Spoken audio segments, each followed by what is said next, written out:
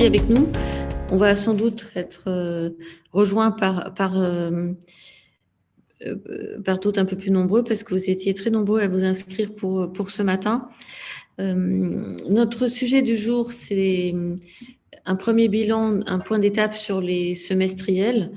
C'est pas encore fini, mais on a beaucoup plus de résultats publiés que l'année dernière à la même date. Là, on a 108 résultats publiés sur notre échantillon du CAC All Tradable, dont plus de la moitié. On a 24 résultats du CAC 40. Ce sont les statistiques à hier. On n'a pas intégré dans les analyses qui suivent les résultats de ce matin. Bien évidemment, on a pris connaissance de ce qui s'est publié ce matin, par exemple les Silor. Et bienvenue aux personnes. Je crois qu'il y a des personnes des Silor qui se sont inscrites ce matin.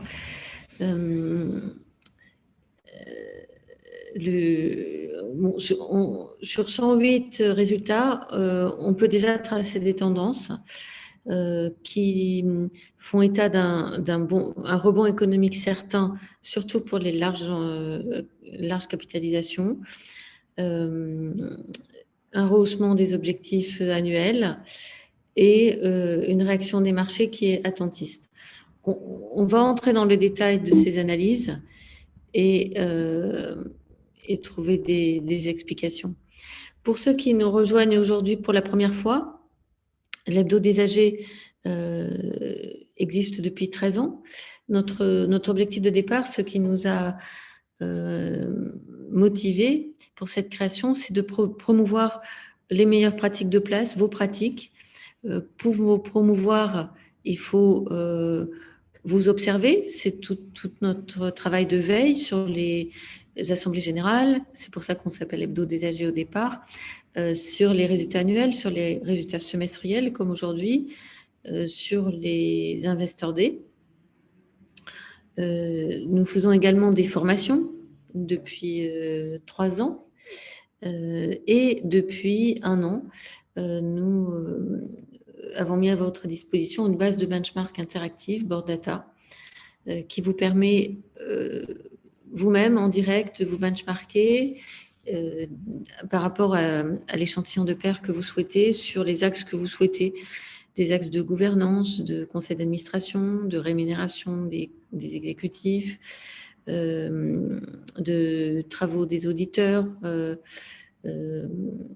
taille de société, de marché de cotation. Donc, on peut benchmarker à peu près ce qu'on veut avec ce qu'on veut. Et surtout, sur chaque résultat de benchmark, accéder à la source documentaire publique, ce qui vous économise énormément de temps et vous fait gagner en précision. On fonctionne, parce qu'on nous le demande souvent, on fonctionne par abonnement avec des formules que nous avons essayé de dessiner suivant vos types d'attentes d'après votre profession, pour les IR, pour les administrateurs, les auditeurs, les professions juridiques. Mais bien sûr, tout ceci peut être aussi sur mesure si vous souhaitez un panachage différent de nos propositions.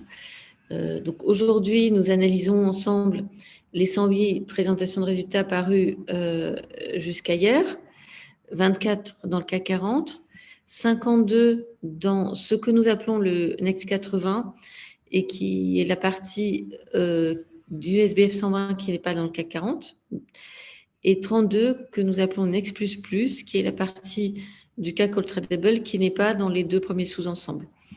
En termes graphiques, pour ceux qui sont ici pour la première fois, dans toute notre présentation, le jaune, c'est le CAC 40, le violet, c'est le Next 80 et le vert pâle, c'est le Next++.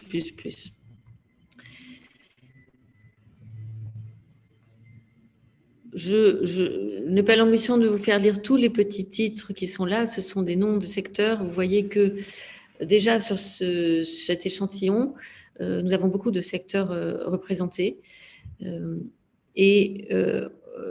Ici, c'est une partition géographique des sociétés que nous analysons aujourd'hui.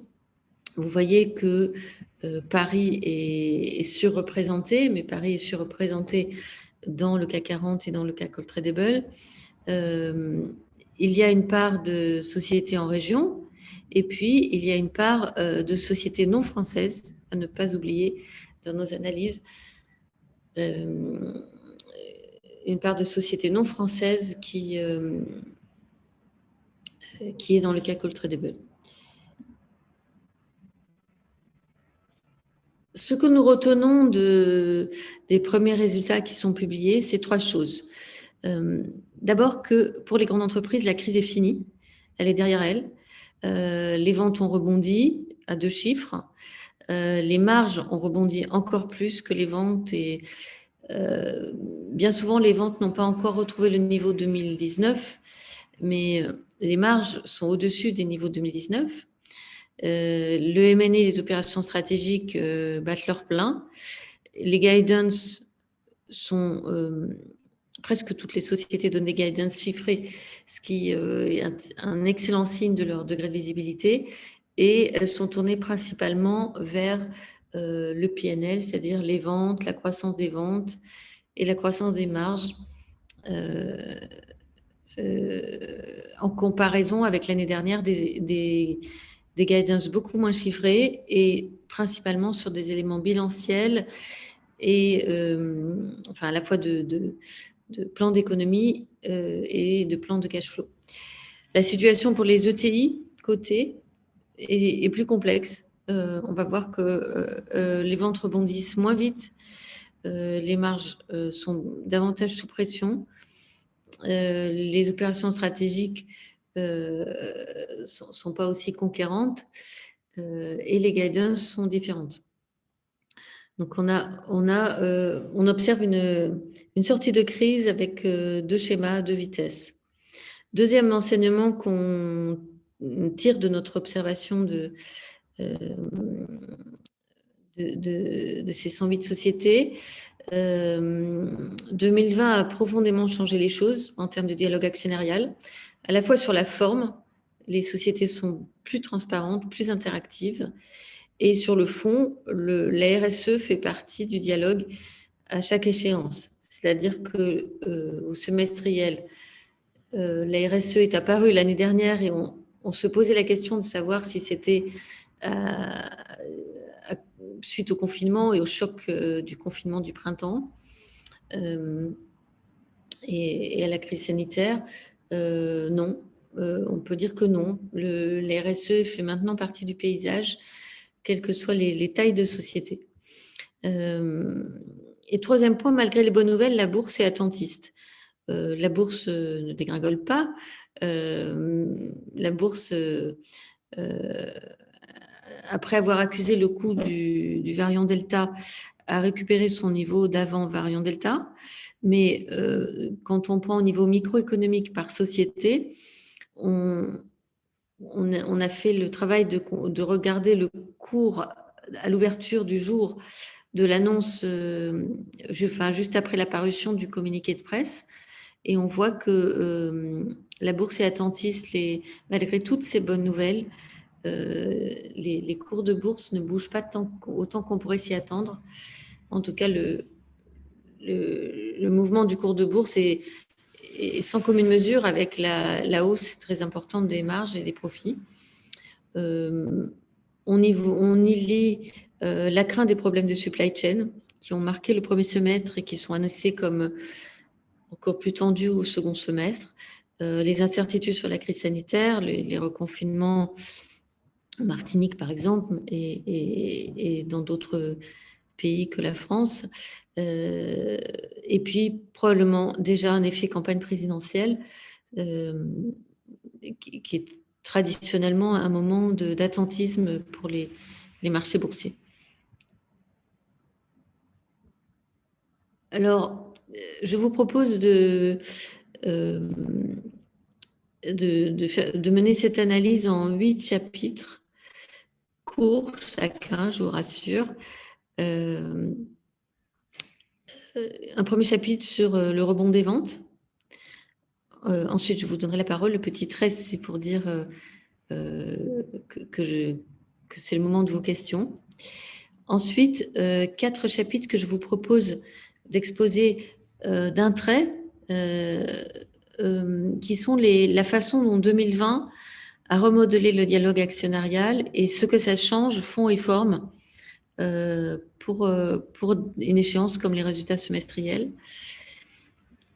Là, on débattra de nouveau entre nous. Et puis, un troisième temps sur les perspectives, la crise de la supply chain qui revient dans de nombreuses présentations, les guidance et les différences suivant les tailles de société et les réactions des marchés. Bien entendu, nous aurons en fin de session de nouveau un temps de Q&A.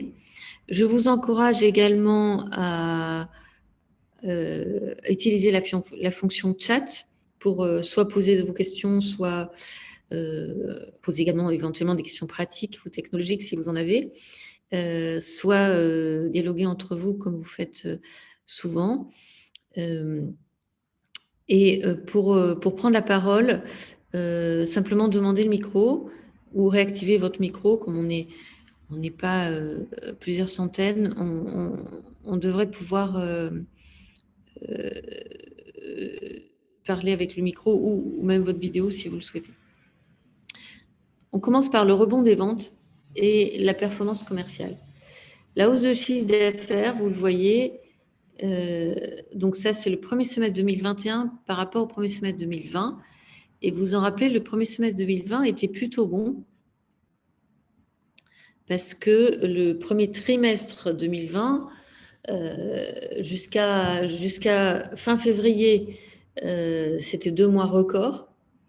Et sur certaines industries, le ralentissement s'est fait connaître début mars, mais sur d'autres, il s'est fait connaître uniquement mi-mars, au moment du premier confinement. Il y a eu un vrai contraste entre la première quinzaine et la seconde quinzaine de mars. Ensuite, il y a eu un redémarrage rapide en juin. Pour la plupart des secteurs. Ce qui fait que la base de comparaison en 2020 est plutôt haute. Et donc 13% par rapport à S1 2020, c'est bien. C'est pas encore, cependant, les niveaux 2019. Vous vous rappelez qu'en S1 2020, on était à peu près entre moins 20 et moins 25% par rapport à S1 2019. Ce qui est à noter aussi, c'est que les petites entreprises, alors les petites, elles font bien souvent déjà 800 millions ou 1 milliard de chiffre d'affaires. Donc, c'est pas si petit, mais ce sont les entreprises en dessous du SBF 120, tout secteur. Elles n'ont pas encore pris la vague de la reprise aussi forte que leurs sœurs plus grandes. Alors, les secteurs les plus dynamiques, ce qui est amusant, c'est qu'il y a Pharma Biotech qui était déjà très dynamique il y a un an, qui fait presque x3 par rapport à il y a un an. Et il y a un an, il faisait déjà presque x2 par rapport à 2019. Et les deux autres secteurs, luxe et automobile et équipementier, ce qui est très intéressant, c'est que si vous vous rappelez, l'année dernière, à la même époque, c'était les secteurs les plus touchés avec le transport. C'était les secteurs qui souffraient le plus. Le luxe avait commencé à souffrir dès le mois de décembre 2019 avec les problèmes de la Chine. Et Wuhan, c'était en janvier 2020. Donc, le luxe a été touché avant les autres et a rebondi très, très vite. L'automobile et les équipementiers sont directement liés au transport et à la capacité des personnes, à la mobilité des personnes. Donc, ils avaient beaucoup souffert des confinements dans les différents pays. Ils ont rebondi très, très vite. Si on regarde par société, Gensight, c'est une biotech. Kaufmann & Broad, c'est une foncière de logement. LVMH et Kering, on ne les présente plus, c'est le luxe. Et Sartorius, c'est aussi une biotech et Sartorius et Gensight faisaient l'année dernière à la même époque également partie des sociétés les plus en croissance. Les secteurs les moins porteurs, l'événementiel, ça ne nous surprend pas personne. Le transport, euh, là aussi, ça dépend beaucoup de la mobilité. L'énergie et l'environnement, et vous voyez que si on regarde par secteur, on n'a pas 3 secteurs en recul sur l'ensemble des 12 secteurs. On suit les catégories MSCI. Euh, il n'y a que 2 secteurs en recul par rapport à 2020. Et l'énergie et l'environnement croient moins vite que les autres. Alors, il y a à la fois le fait que l'environnement, la consommation de déchets est très liée au niveau d'activité. Donc, il y a ce phénomène-là. Et l'énergie, il y a aussi les notions de coût des matières premières et de problématiques du coût du baril par rapport à 2020. Les sociétés qui n'ont pas encore retrouvé la croissance, vous voyez, on a beaucoup de moins ici. Ce sont des sociétés qui ont un chiffre d'affaires du premier semestre en recul par rapport à 2020. Donc, JL Event, c'est l'événementiel. Unibail, voiture, Rodamco, foncière de centres commerciaux, donc qui ont beaucoup souffert des confinements et des fermetures administratives. Clépierre, il y a un mix bureau important, foncière également.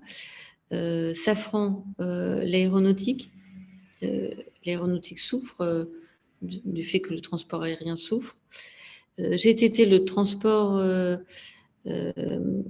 les terminaux de méthaniers, les échanges ont été ralentis, ont été ralentis avec les différents confinements. Et puis ADP, bien évidemment, Aéroport de Paris, c'est le transport qui est ralenti. Le carnet de commandes s'est imposé comme indicateur clé pour rappeler que l'année dernière, à la même date, on avait observé ensemble que le carnet de commandes devenait un must dans la communication, alors qu'il n'y avait que 2 ou 3 ou 4 sociétés en 2019 qui donnaient un indicateur chiffré de leur carnet de commandes. Maintenant, d'une part, tout le monde le donne et du coup, on peut mesurer la croissance. Vous voyez que le carnet de commandes pour les grandes sociétés croît plus rapidement que les ventes. Les ventes étaient en croissance de 13% pour ces 2 tailles de sociétés. En revanche, pour les ETI, les ventes sont en croissance en moyenne de 2% et le carnet de commandes est en recul de 5%. C'est pas des chiffres extrêmes, mais c'est un signal et surtout un signal que la taille est un avantage. La grande taille est un avantage à capter la reprise plus rapidement, probablement parce que même si les ETI cotées sont bien souvent internationales, l'empreinte géographique est beaucoup plus diversifiée quand la société est plus grande et du coup, la capacité d'agilité entre les différentes mesures de confinement, mesures administratives, restrictions mobilité est plus facile pour une très grande entreprise. La performance commerciale est très commentée. Par performance commerciale, on entend gain de nouveaux clients, essor du e-commerce, surperformance par rapport aux secteurs. Là, nous citons ici des exemples de sociétés. Bien entendu, vous aurez ces slides. Inutile d'essayer de prendre trop de notes trop vite. Toutes les tailles de sociétés commentent leur performance commerciale, surtout les plus grandes. Et en particulier le e-commerce. Aujourd'hui, le e-commerce est vraiment, en 18 mois, rentré dans tous les discours de tous les secteurs. Je vous donne la parole pour voir si que pensez-vous de ces premiers résultats et est-ce que vous avez des questions?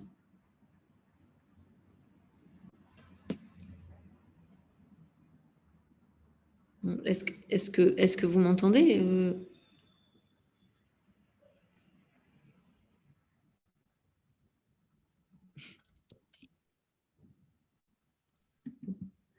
Pas de questions? Bon. Alors, Non, pas. Notre deuxième, notre deuxième grand chapitre est la façon dont 2020 et donc tout ce que nous avons vécu en 2020, que ce soit la crise sanitaire, les confinements, les restrictions mobilité, les AG à huis clos, les problèmes de prix du pétrole, la façon dont tout cela a changé la donne. Premier axe, les plans de réduction de coûts. Rappelez-vous, 2020, en mai, déjà au moment des assemblées, et plus encore en juillet, au moment des résultats semestriels, vous avez tous annoncé des plans de réduction de coûts massives, en essayant au maximum d'éviter les licenciements. Vous avez eu très peu de licenciements secs en 2020, mais tous les postes de coûts ont été réduits. Il s'ensuit des marges opérationnelles qui ont été fois 1,6 pour le CAC 40, fois 2,4 pour le Next 80, fois 6,1 pour le Next++. Vous comparez ces niveaux de croissance des marges opérationnelles au niveau de croissance des chiffres d'affaires qu'on a vu tout à l'heure, c'est sans commune mesure. C'est-à-dire qu'avec un chiffre d'affaires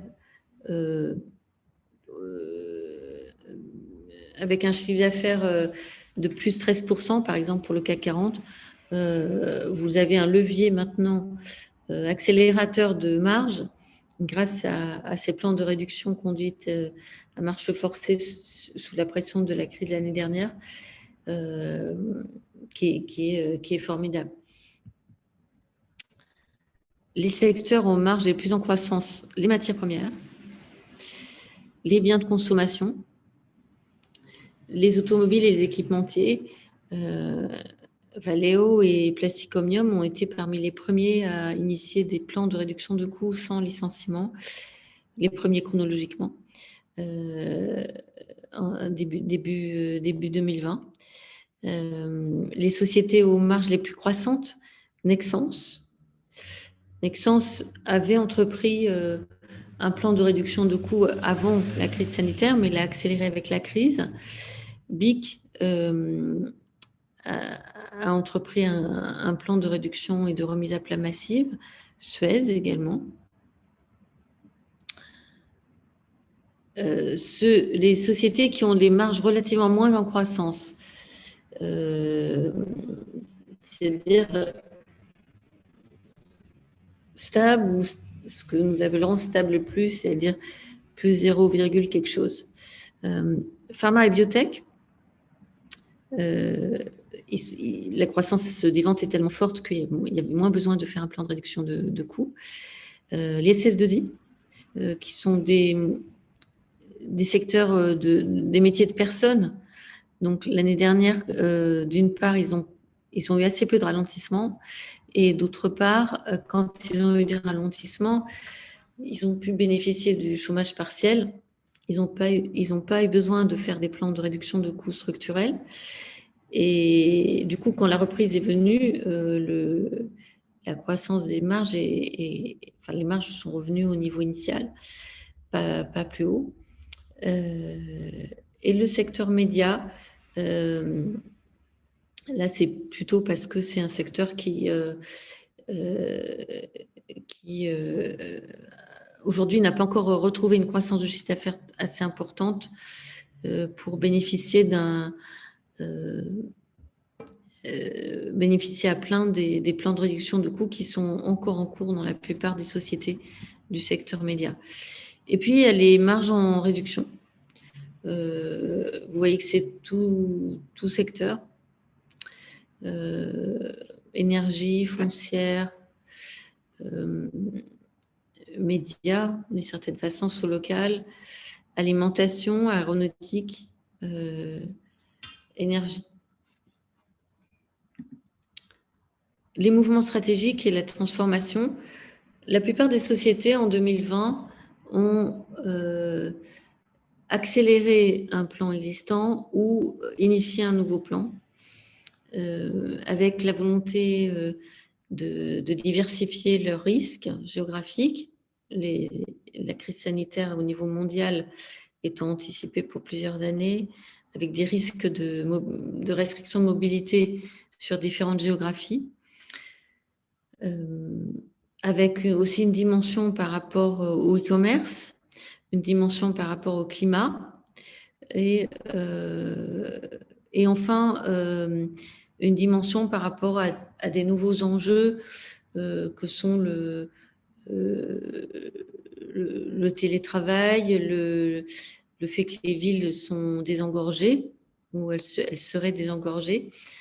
Donc, l'ensemble de ces paramètres mis à plat en 2020 ont fait émerger des plans stratégiques, des plans de transformation ou les ont accélérés. Et aujourd'hui, on voit que ça porte ses fruits. Rien qu'au premier semestre, on a eu énormément d'annonces M&A. La plupart, c'est des acquisitions. Il y a aussi des cessions. Par exemple, dans le cas de Gecina, il s'agit d'une cession. C'est extrêmement actif, extrêmement dense. Ça traduit une réflexion stratégique très intense. Et puis, lors de ces résultats du premier semestre, on a eu des points d'étape sur les plans de transformation. Plan de transformation chez Atos, chez Plastic Omnium vers le tout voiture électrique, chez EDF, le projet Hercule, dont monsieur Jean-Bernard Lévy a dit qu'il faudrait enfin, il était dommage de l'avoir suspendu et qu'il espérait qu'il serait réactivé bientôt. Un deuxième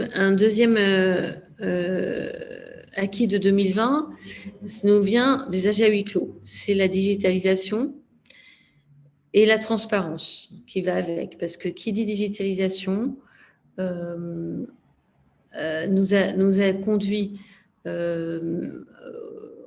en plusieurs échéances successives, d'une part à améliorer l'interactivité et d'autre part à donner davantage de documents aux actionnaires qui n'en avaient auparavant.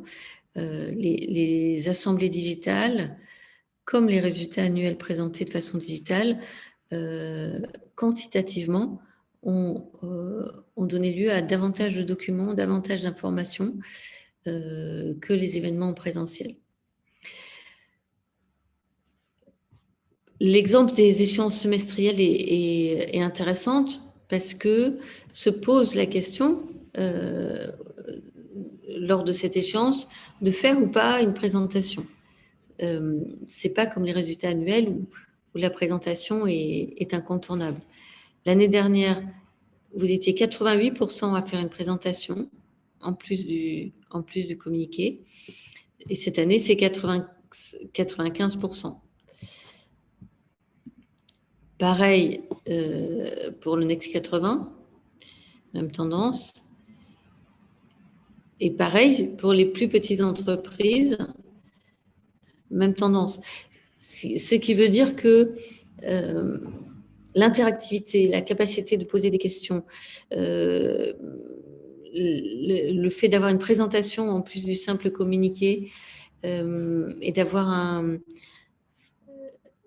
de la matière, de la chair, si on peut dire, sur l'entreprise, est à la fois une attente des actionnaires, des investisseurs, et désormais une pratique courante des sociétés pour les semestriels.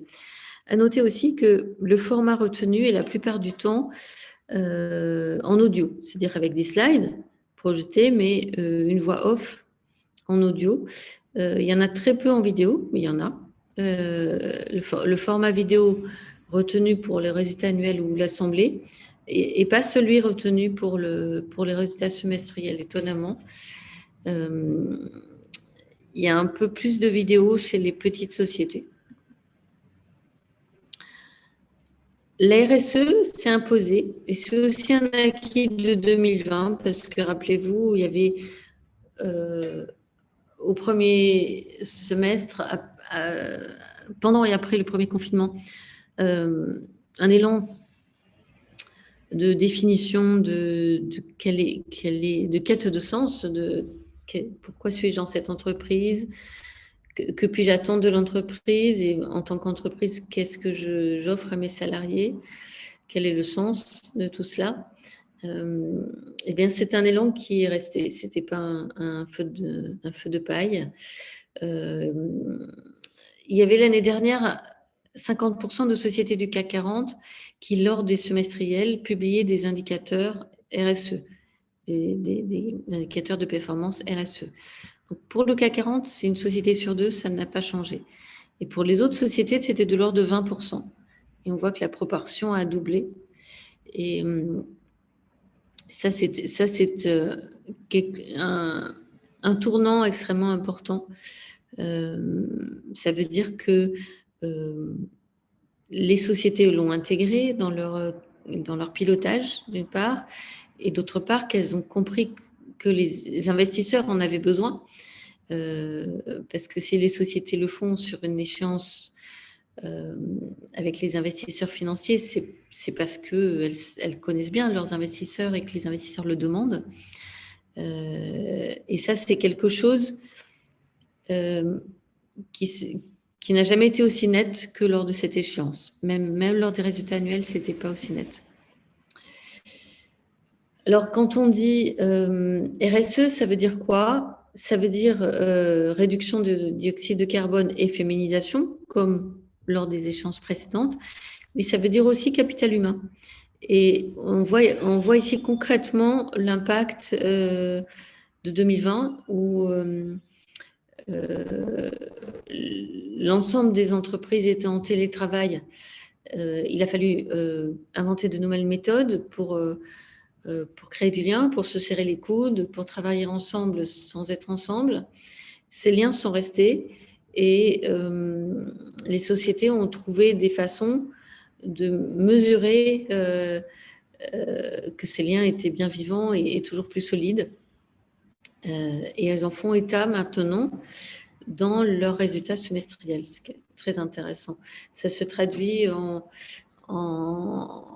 nombre d'embauches, nombre d'intégrations, par exemple. Ça se traduit sur des indicateurs de mesure de bien-être au travail. Alors, ça, c'est un indicateur d'Orange qui n'avait pas encore communiqué au moment quand nous avons arrêté les compteurs. Et puis, il y a toujours des indicateurs RSE d'ensemble qui peuvent être l'inscription dans un indice, qui peuvent être une récompense d'un organisme reconnu, qui peuvent être la définition d'une stratégie dans l'ensemble de la stratégie RSE. À titre d'exemple, nous avons été marqués par EDF. EDF, vous voyez, là en haut, ce sont le rythme des chapitres de la présentation. Donc, on a stratégie investissement, ESG, renouvelable, régulé, donc ça, ce sont les business. Après, on a par géographie, on a après la finance, et ensuite, on a le plan de trésorerie. Et l'ESG est tout au début. Et ça, c'est la première fois pour EDF, et c'est la première fois qu'on voit cet ordre-là dans une présentation de résultats semestriels. Donc, je vous donne la parole pour... je suis très preneuse de vos commentaires.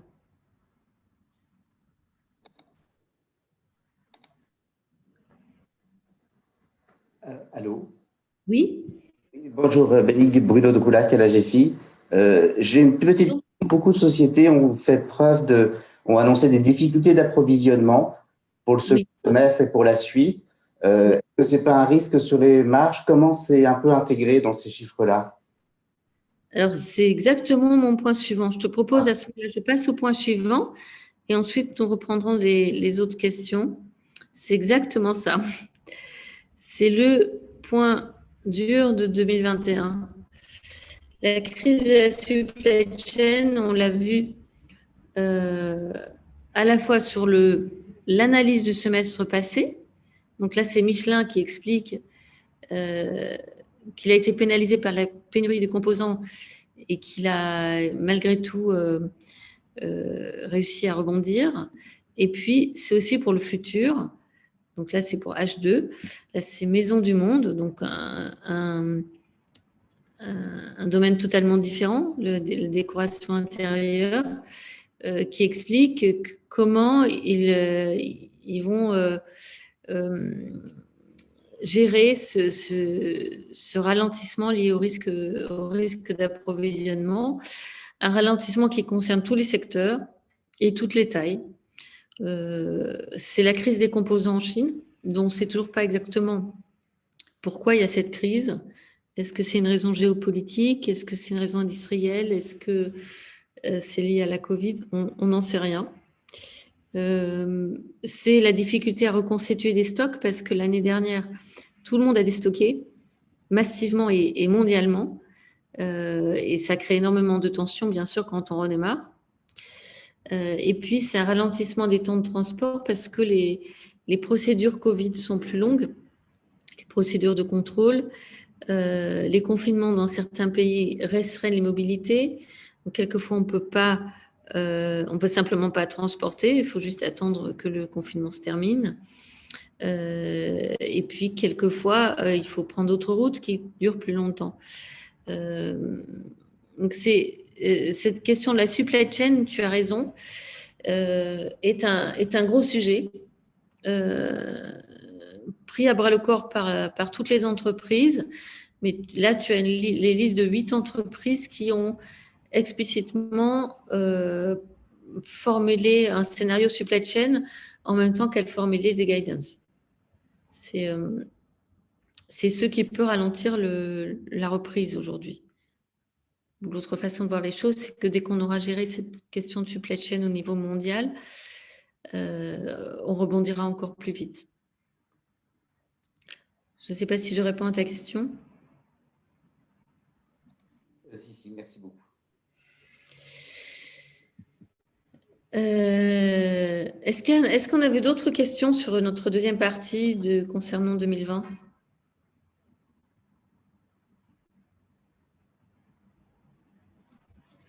Non.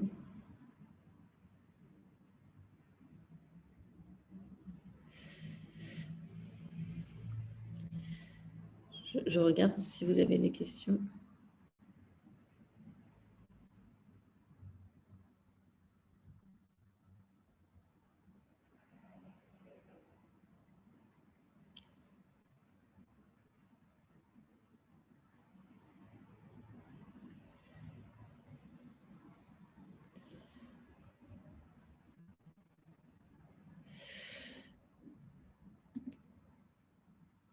La majorité des sociétés ont revu leur guidance à la hausse.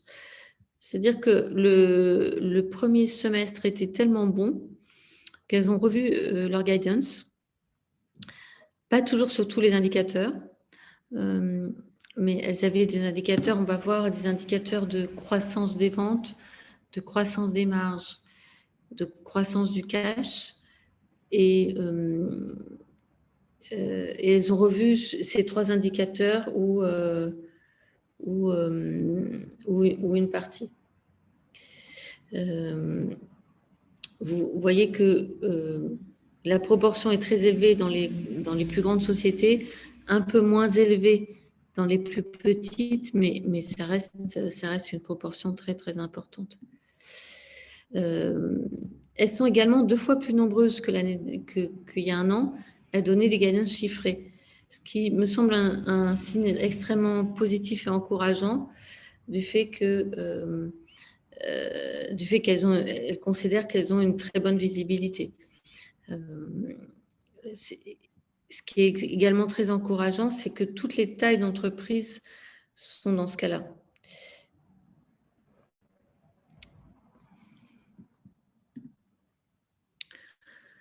Alors, ceux qui étaient avec nous il y a un an connaissent bien ce diagramme. En gris, vous avez l'année dernière, et en jaune, pour le CAC 40, vous avez cette année. Autour de la roue, ce sont les thématiques de guidance. Donc, vous voyez qu'il y a énormément de thématiques, parce que l'année dernière, les sociétés avaient essayé de guider sur beaucoup d'indicateurs parce que les investisseurs étaient extrêmement inquiets. Et elles avaient répondu à leur attente. Et il y avait un sine qua non, c'était que toutes, elles s'étaient engagées, à 100% des sociétés du CAC 40 ont pris un engagement chiffré de plan d'économie. Un tiers, par exemple, s'était engagé sur des ventes, des indicateurs de vente, 17% sur, à peu près 1 sur 6 sur un résultat net, etc. On voit que cette année, H1 2021, on a vu tout à l'heure qu'elles étaient très nombreuses à donner des guidance, et d'une part, et d'autre part, parmi ces très nombreuses, on n'a finalement que 3 axes, le cash flow, le résultat opérationnel, c'est-à-dire la marge, et la croissance des ventes. On est revenu à une situation de croisière où les investisseurs demandent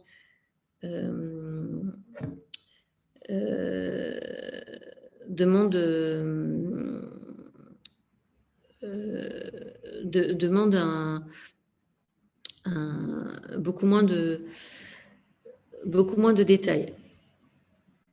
On a un profil similaire pour le Next 80. Même situation. Ce qui est très intéressant, c'est que les ETI, c'est-à-dire le Next++, n'ont pas le même profil. Déjà, l'année dernière, vous voyez, elle guidait beaucoup plus sur les indicateurs bilanciels. Et puis, là, elles sont toujours sur l'EBITDA, c'est-à-dire une façon de mesurer le cash flow directement, le ROCI, qui est un indicateur de rentabilité, et dans une moindre mesure, la marge opérationnelle et la croissance des ventes vient en dernier. Donc, c'est ma propre lecture de cette différence, c'est que elles sont encore un peu en retard de phase, si on peut dire, par rapport aux plus grandes sociétés, ou alors les plus grandes sociétés sont en avance de phase par rapport aux ETI. Ce profil de guidance, c'était un peu le profil des plus grandes capitalisations au moment des résultats annuels, c'est-à-dire en février 2021. Les marchés, de leur côté, sont attentistes. Donc, vous avez en tête que les ventes ont augmenté de 13% pour ces 2 premières catégories d'entreprises et de 2% pour les plus petites, que les marges ont été multipliées par 2 à 6 suivant les tailles d'entreprise. Et pour autant, vous voyez que les cours, le jour de l'annonce, ont très peu bougé. J'y vois personnellement le fait que les marchés sont attentistes à la fois à cause des problématiques de supply chain sur lesquelles on a assez peu de visibilité, ce que soulignait Bruno, qu'on a aussi assez peu de visibilité sur l'avenir des mobilités et la capacité des secteurs à vraiment redémarrer, pour certains, le secteur transport, le secteur hospitalité, restauration, hôtellerie, loisirs. Il peut y avoir un coup de frein au redémarrage si de nouveaux confinements persistent, si les campagnes de vaccination ne vont pas assez vite. Et puis les secteurs, si on va vers des confinements stricts comme on a connu au premier semestre 2020, là, le coup d'arrêt peut être brutal. Et puis, la troisième dimension que les marchés, je pense, anticipent, c'est le contexte présidentiel, le fait que les décisions tournent toujours plus lentes en France ou dans n'importe quel pays quelques mois avant une élection. Et les marchés l'anticipent et on constate malheureusement cette forme d'attentisme. Alors, j'espère que vous avez des questions et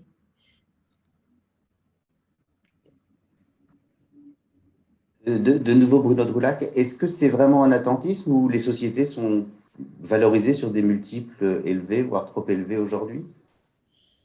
J'ai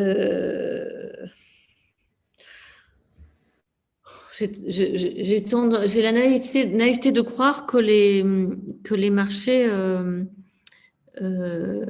se trompent pas et qu'elles n'étaient pas survalorisées.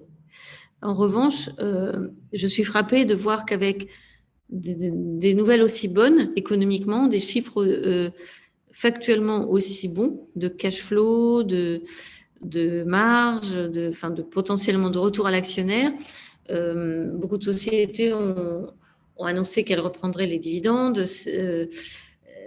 Presque toutes ont versé un dividende au printemps 2021. Économiquement, ça va bien. Donc, j'ai tendance à penser que c'est plutôt qu'elles ont une inquiétude, que les marchés anticipent des risques qui ne dépendent pas des entreprises. Mais bon, c'est mon analyse personnelle.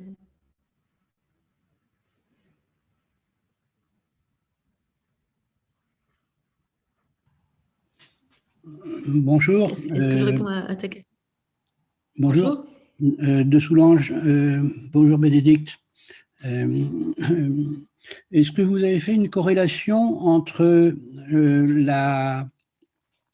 le bien-être au travail et l'abandon des plans drastiques de réduction de coûts? Qu'est-ce que vous appelez plan drastique de réduction de coûts? Parce que je pense qu'on n'a pas pu être plus drastique qu'on a été en 2020. Tout à fait, mais justement, dans la mesure où votre diagramme montre bien qu'on a abandonné ces plans drastiques de réduction de coûts, est-ce qu'il y a une corrélation avec les critères que vous avez mentionnés pour le bien-être au travail? La corrélation que je verrais, c'est qu'on peut difficilement aller plus loin dans les réductions de coûts pour les entreprises qui l'ont fait. Il y a des secteurs qui n'ont pas encore fait cette révolution parce qu'ils vont tellement bien qu'ils n'en ont pas besoin. Ouais.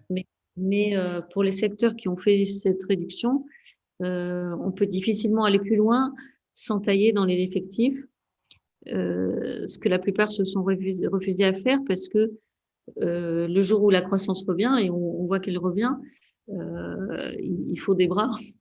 Et ça coûte du temps et de l'argent de recruter, de former de nouvelles personnes. Donc, les entreprises ont fait le choix de ne pas tailler dans les effectifs, ce qui était aussi rendu possible par les mesures gouvernementales de chômage partiel. Mais je pense que si on n'a plus les plans de réduction de coûts, c'est parce qu'on les a accomplis et qu'on ne peut pas tellement aller plus loin là. Je pense que c'est plutôt ça. Et le bien-être au travail, je pense que c'est un indicateur qui a surgi non pas conséquemment au plan de réduction de coûts, mais en même temps, c'est-à-dire c'est à partir de mars, avril, mai 2020 que s'est opérée une quête de sens généralisée et où les managers ont été chargés non seulement d'offrir du travail, mais d'offrir du sens, de formuler des raisons d'être. C'est pas venu après les réductions de coûts, c'est venu en même temps. D'accord. Et ensuite, ma deuxième question, mais c'est plutôt une annotation, et puis j'en aurai une troisième sans doute plus intéressante, c'est vous n'avez pas mentionné ce qui est assez rare au CAC 40, le split par 5 de Dassault Systèmes, qui était basé, selon la réflexion de Dassault Systèmes, sur une augmentation probable très significative de son cours dans les prochaines années. Et donc pour pouvoir donner accès au plus grand nombre. Ça se discute, comme vous savez, parce qu'il n'y a aucune étude académique qui montre qu'un split apporte de la création de valeur. Oui, aussi bien les splits que les regroupements. Hein. Il y a eu aussi des regroupements ce semestre. Il y a eu des mouvements, mais il y en a. J'avoue que pour moi, c'est pas un fait marquant. Non, mais au CAC 40. Oui, c'est vrai qu'au CAC 40. C'est très rare au CAC 40 qu'une entreprise split au CAC 40. Même L'Oréal a refusé. Enfin. Oui, mais il n'y a pas beaucoup d'actions à plus de 1 000 € aussi. Hein. Je pense que c'est probablement là. Il y a Hermès au CAC 40. Oui. Je ne suis pas dans le secret des dieux. Je suis pas sûre qu'il y ait une corrélation entre un split et puis une aspiration vers le haut. Ce qui est certain, c'est que Dassault Systèmes va très très bien, qu'ils ont réalisé économiquement un très beau semestre. Ouais. Ils font partie des entreprises qui aussi ont intégré la RSE dans leur reporting de façon structurée. De mémoire, ils ont la moitié du bonus aussi de leurs dirigeants qui est lié à la RSE sur des indicateurs extra-financiers extrêmement mesurables. Donc, je pense que j'ai tendance à penser que le split de l'action et l'accès au plus grand nombre est dans cette mouvance-là et surtout dans cette mouvance-là que les conséquences boursières ne sont pas mécaniques. D'accord. Et alors, ensuite, ma dernière question, c'est par rapport au marché. Si vous avez observé ce qui se passait sur le marché américain, qui réagit de façon, ce qu'on appelle différente du marché européen, j'ai observé que un nombre significatif d'entreprises commençaient à communiquer sur les rachats d'actions en Europe, ce qui est la norme aux États-Unis et ce qui fait que les cours progressent beaucoup plus rapidement aux États-Unis de ce fait-là. Alors, chez Carrefour, ça se discute parce que le boss est quand même relativement gorgé de stock options. La question est les rachats d'actions ou les stock options? Oui, la question est, on a observé des augmentations de cours qui ont très peu bougé par rapport aux annonces de résultats. Aux États-Unis, ça bouge de façon, enfin dans le marché anglo-saxon, ça bouge de façon beaucoup plus significative, du fait même que les cash générés par ces bons résultats sont en grande partie consacrés au rachat d'actions. Oui, mais d'abord, il y a des rachats d'actions en France, d'une part, et d'autre part, aux dernières assemblées générales, la plupart des sociétés se sont engagées sur des politiques de dividendes plutôt généreuses. Je ne dis pas que c'est exactement pareil, un rachat d'actions et un dividende, mais pour le retour à l'actionnaire, l'actionnaire sait bien qu'une partie du cash important qui est généré par cette reprise va lui revenir. J'entends bien, mais c'est peut-être ce qui expliquerait qu'il n'y a que plus 2% d'augmentation de cours par rapport au marché anglo-saxon. Oui, ça peut être un paramètre, effectivement. Oui. Enfin, merci pour ces présentations qui sont toujours instructives.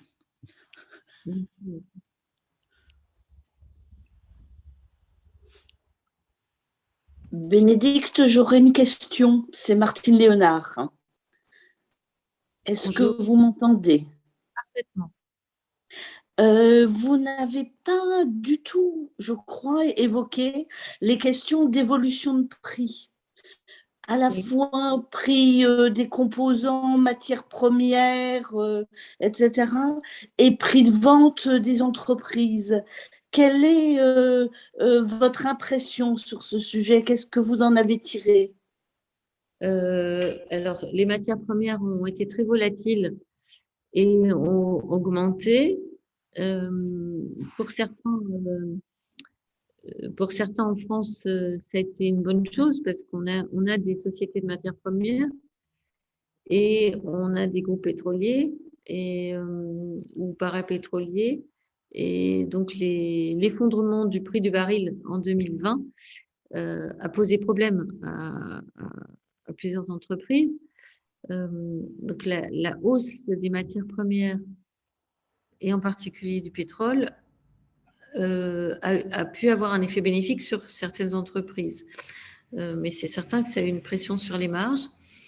Et par ailleurs, la hausse, les problèmes d'approvisionnement ont généré des hausses de transport des composants, de transport des approvisionnements et, dans le cas où il y avait pénurie, des hausses des prix tout court. Donc, les hausses du poste fournisseur ont été énormes. C'est sûr. Mais les hausses de prix de l'autre côté, il n'y en a pas eu tant que ça. Les sociétés ont plutôt eu un mix.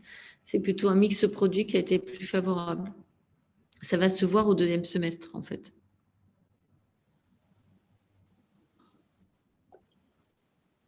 Oui, ok, merci. Moi, j'ai vu que Seb s'exprimait sur ce sujet-là,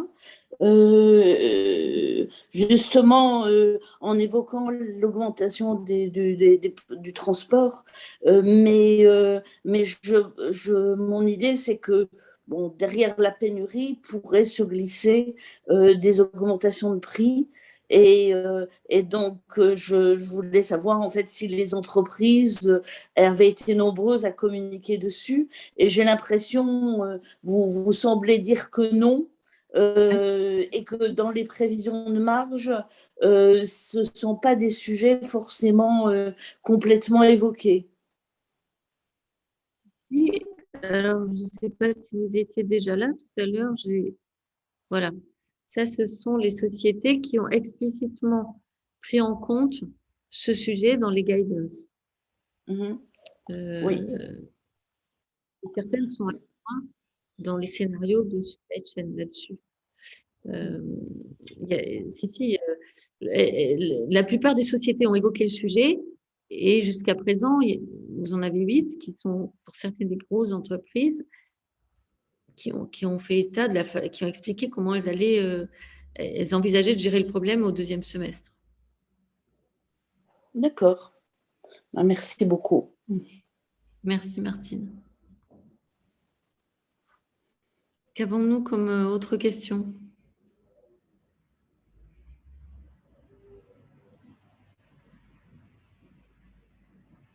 Non, pas de questions.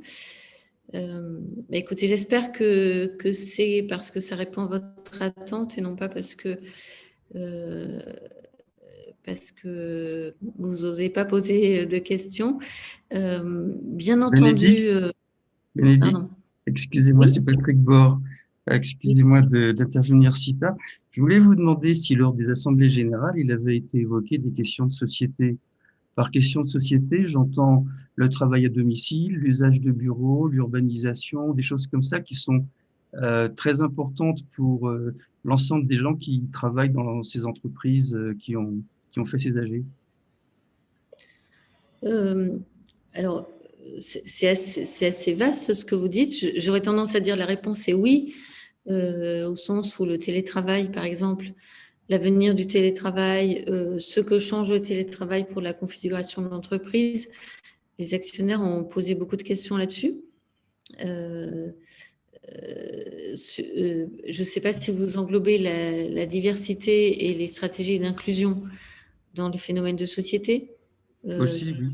Ça a été un axe de questions très important. Donc, j'aurais tendance à dire la réponse est oui, mais votre question est vaste. Donc, dans l'ensemble, la réponse est oui. Est-ce que les entreprises, par exemple, ont dit, beaucoup d'entreprises ont dit ce sera très différent après cette crise qu'on a vécue pendant 18 mois par rapport à ce qui se passait jusqu'à cette crise de Covid?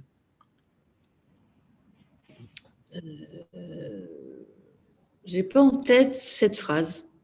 D'accord. J'ai plutôt en tête des sociétés qui ont fait la preuve par la pratique et expliqué comment elles allaient travailler en post-crise. C'est-à-dire des sociétés qui expliquent comment elles ont réorganisé les bureaux, comment elles accompagnent leurs salariés pour ceux qui ont des sujets particuliers liés à la Covid ou qui ont un proche malade ou un enfant malade, parfois des problèmes financiers liés à la maladie. Donc, je pense que j'ai pas en tête de société qui ait dit ça ne sera plus jamais comme avant, mais en revanche, j'ai en tête de nombreuses sociétés qui ont dit voilà ce que nous faisons de différent par rapport à d'habitude à cause de la crise. Et alors donc, j'avais un deuxième sujet d'intérêt. Il y a des secteurs qui ont été fortement sinistrés. Vous avez cité J.L. Evans, il y a probablement le transport aérien et l'ensemble des activités touristiques. Est-ce que vous avez senti de la résilience dans les secteurs, dans les sociétés des secteurs les plus touchés? Oui, la résilience, elle a été également dans les mesures gouvernementales. Dans la plupart des pays, la France, mais beaucoup d'autres, il y a eu des mesures d'accompagnement par le chômage partiel, il y a eu des mesures d'accompagnement sur l'URSSAF, les charges sociales, les PGE. Il y a de nombreux pays ont accompagné les entreprises pour justement qu'elles puissent traverser cette mauvaise passe qui, pour les transports aériens, on envisage un retour à la normale en 2023-2024. Donc, c'est une longue mauvaise passe qu'elles puissent la traverser du mieux possible. D'accord. Je vous remercie infiniment de votre présentation et de vos réponses. Merci, Patrick.